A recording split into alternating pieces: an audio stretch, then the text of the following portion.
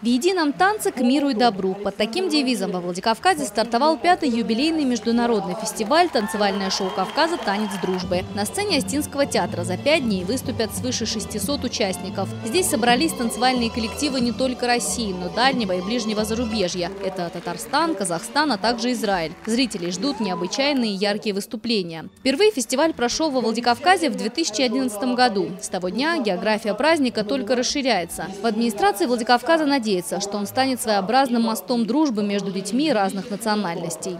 Я хотел бы от имени главы республики, от имени администрации города, депутатов, собрания представителей, от всех жителей поздравить вас с этим праздником, поприветствовать всех участников, многочисленных участников, членов жюри, очень представительных членов жюри, поблагодарить, что они нашли возможность приехать на наш праздник и всех поздравить с открытием фестиваля.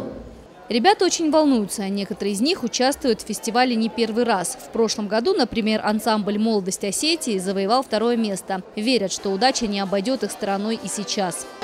Для нас огромная честь выступать на этом фестивале. Мы очень долго готовились к этому.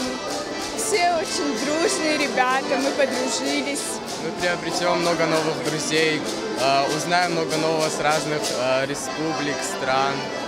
В день открытия зрителей удивило красочное театрализованное представление, посвященное празднику 70-летия Победы. После завораживающего танца на сцену поднялись ветераны. Зрители с восторгом и благодарностью стоя приветствовали фронтовиков. Мы желаем вам, участникам международного фестиваля «Танец дружбы», желаем, чтобы вы овладели мастерством танца, вы стали добрыми, счастливыми людьми своего Отечества. С каждым годом крепнут добрососедские отношения. Это еще раз подтверждает, что у творчества нет границ.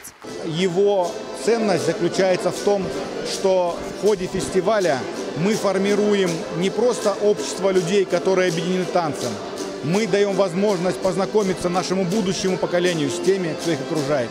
И завтра этим людям строить нашу Родину.